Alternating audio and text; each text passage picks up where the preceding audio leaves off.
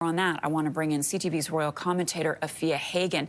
So, Afia, good morning to you. Among that tranche of emails, Epstein wrote about his relationship with Andrew. Talk to us about what we learned from that correspondence. Yes, a huge data dump that we got yesterday, about 20,000 pages. And in those pages, two things really stick out. So first of all, you have an email from around July 2011. And in that email, it appears to confirm that Prince Andrew, or Andrew Mountbatten Windsor as he is now known, had his picture taken with Virginia Giuffre, basically saying that yes, he had a picture with her and other people had a picture with her as well. And this is a real contradiction to what Andrew had said in the past, which is that he'd never met Virginia Giuffre, and that the photograph, the very famous photograph of the two of them together with his arm around her waist, could have been doctored.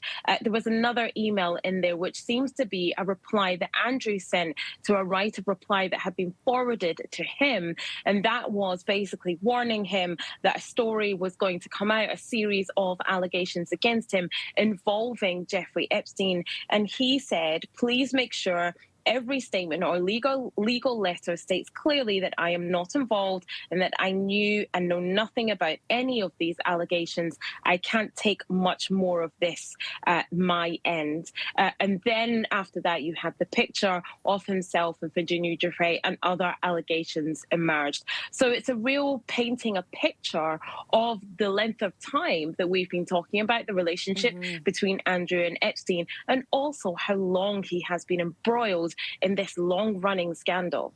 Yeah, and again, really emphasizing that the authenticity of that photo with him and Giuffre has now been confirmed. So, given all that has happened to Andrew, is there anything more? I mean, this is obviously damning. He's lost his royal titles. What are you watching for in terms of further backlash? Well, actually, I think what we're watching for is if the US Congress do have that vote to release more of the files, what more could be in there? We had 20,000 pieces of paper, documents published overnight. There's thought to be thousands, possibly hundreds of thousands of more pieces of information coming out. So what more can we expect from that? And in terms of what more for Andrew, I mean, he's ceremoniously had his titles stripped from him. He's going to be moved from Royal Lodge to the Sandringham estate in the new year, effectively in some sort of exile, but an exile funded by King Charles III.